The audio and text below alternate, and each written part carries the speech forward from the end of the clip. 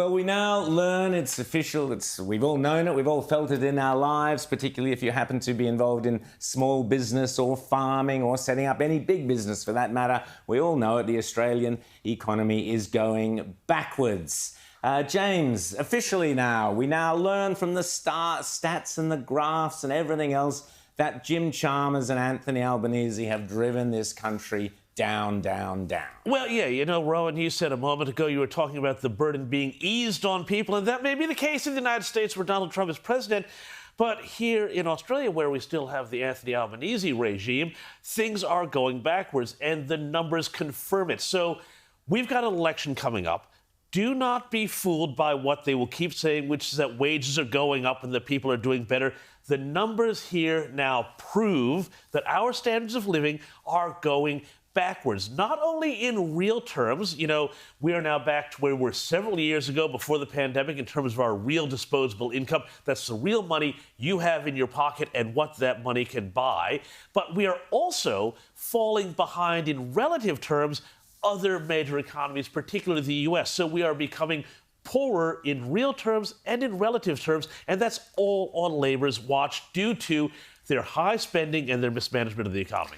Rita? Well, we're talking about the worst decline in living standards since the 1950s. Yes. Worse than the recessions we've had, the recessions we had to have. Remember that one? So when we've talked in the past about the per capita recession that we're in the middle of, and it's gone now for, 6 quarters, this is the impact. People's living standards are dropping. They're having less money for the essential things they need. They're having less money to spend on the few luxuries they may be able to afford. So whether you're talking about those who are just making ends meet or those who are doing better financially, everyone seems to be impacted. This decline in living standards is a national emergency. This is something that should be treated like a real crisis, because that's what it is. It impacts every single household, and we don't want to be giving our kids a lower standard than living than what we've enjoyed. That's exactly and what we're doing, Rita. And I'll just ask,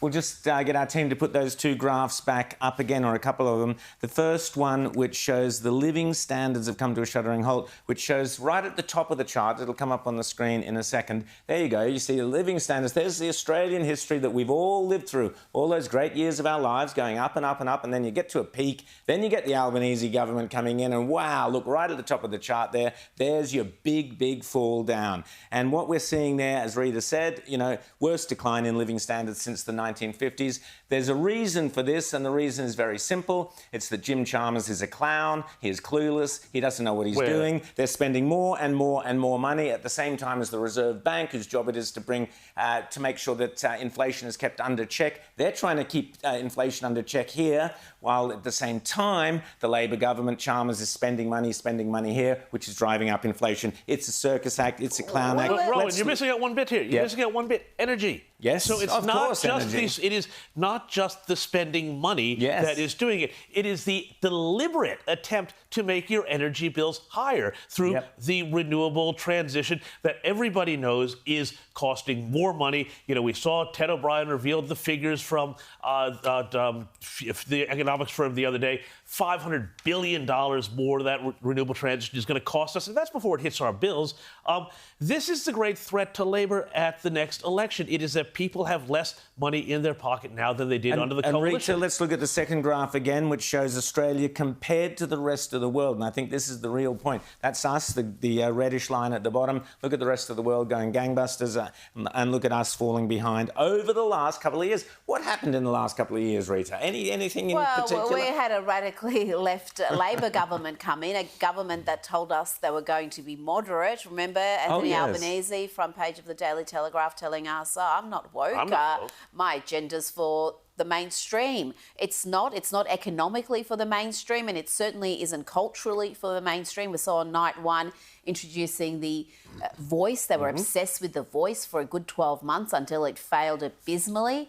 And everything they do in their economically is from the neo-Marxist book. That's how they understand the world. That's their worldview. Anthony Albanese has been in the socialist left faction of the Labor Party pretty much his entire adult life. So this is who they are. You can't change people just because they say, I'm going to be moderate, I'm going to be responsible economically. It's not going to happen. This is not who they are.